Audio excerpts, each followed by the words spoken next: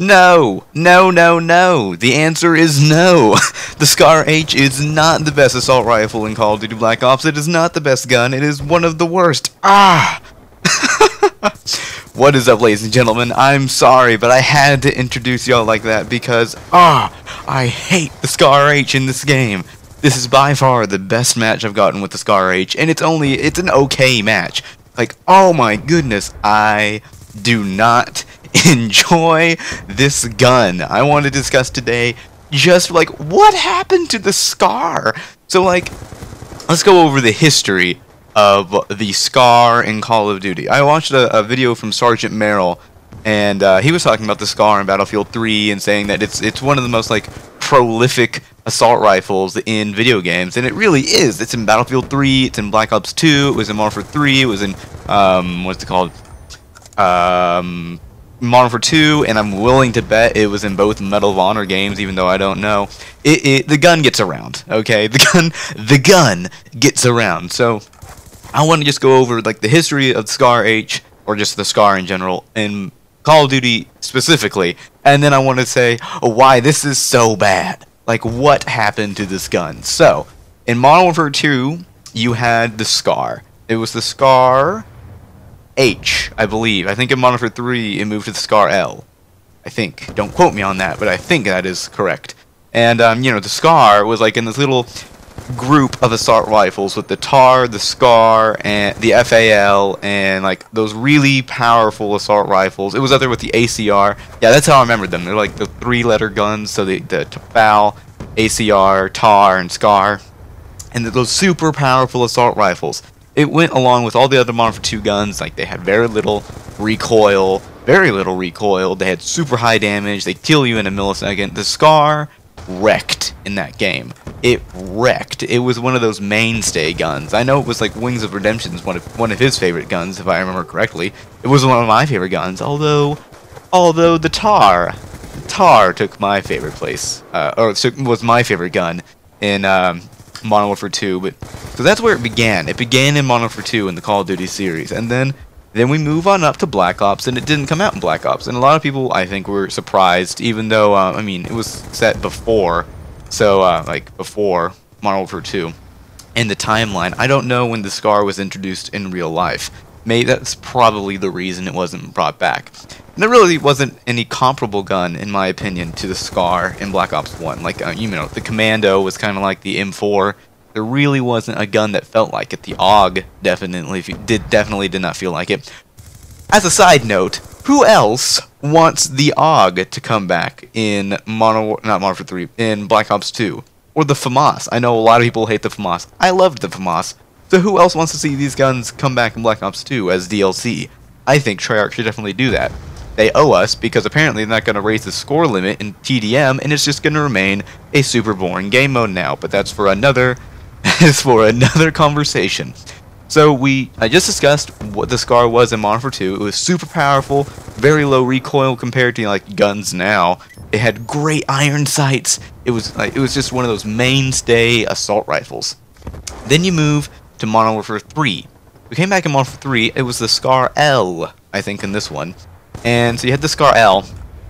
Again, don't quote me on the letters. It really doesn't matter. So you had the next Scar, and it felt smaller to me. Like, the iron sights were smaller. It didn't feel like it had as much power. It had a little bit more recoil compared to its Modern Warfare 2 cousin.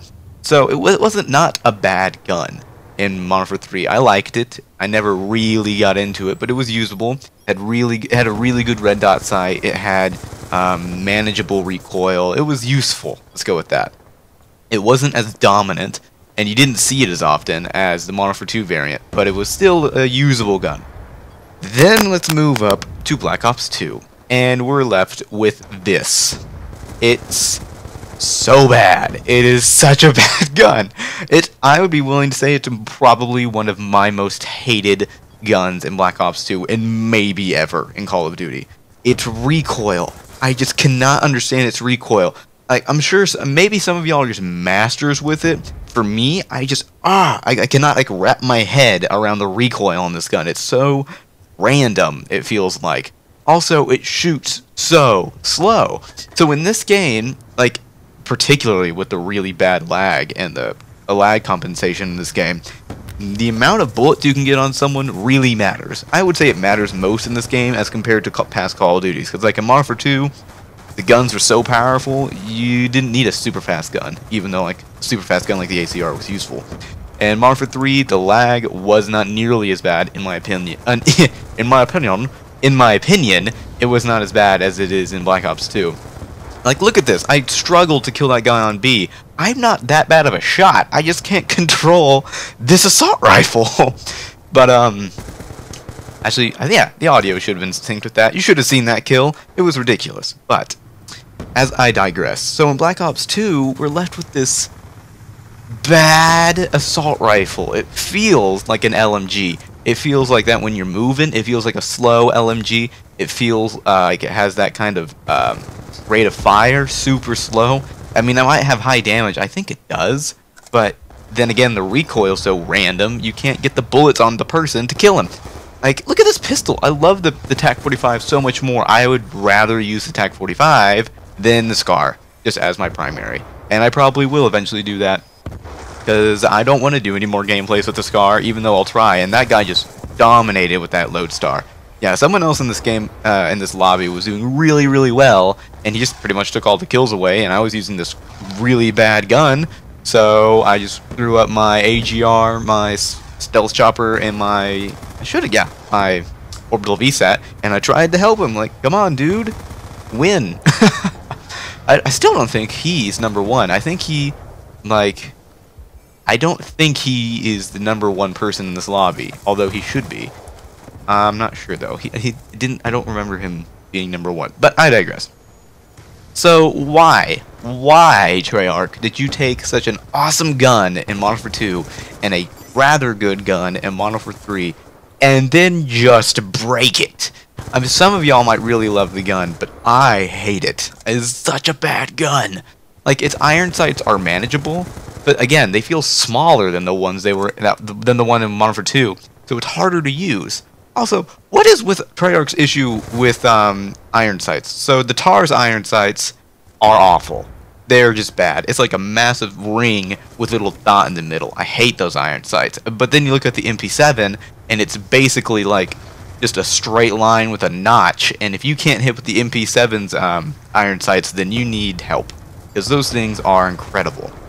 Treyarch just has a weird history with iron sights. And then Black Ops 1, every single gun seemed to have the AUG or the FAMAS iron sights. I'm sure if you played enough of it, you know what I'm talking about. Like in Black Ops 1, like the AUG and the FAMAS had really similar iron sights, and then basically half of the guns in the game shared the same iron sights. I think even like the MP60 or M60 had the same iron sights. It was weird, is what it was. It just felt like they copy and pasted like all over the place with these iron sights. And then there, I just failed. Like, looking back at this, I was like, that was a really, really stupid decision. I should have come around. I could have gotten like a 4-man spray or something. But no.